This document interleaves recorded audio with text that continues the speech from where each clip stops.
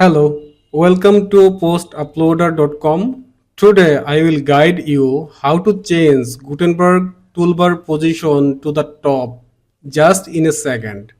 Okay, start. So right now I am on my website dashboard. So I am going to open a test post in Gutenberg block editor. It's opening. So when I am clicking on a block, just toolbar is showing top of that block. If I click here, it's showing here. If I click here, it's showing top of this one. Even if I click the below one, it's going to move below one. So sometimes it's irritating while working. Again and again, it's blocking above text. For example, I'm clicking here. Above headline is blocked by this toolbar. So it's annoying. So if we want to remove this toolbar from here, I want to take this toolbar as fixed position here. How I can do this? Wait, I am showing it just in a second. So in the right side of your WordPress dashboard, three dot. So click on that three dot and first option is top toolbar. Just click here.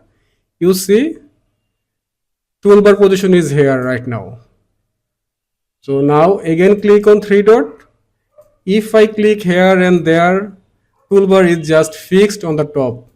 And it's helped to work faster. For example, if I click heading, toolbar is changing as like the top toolbar box. Same thing, just that's are fixed on the top.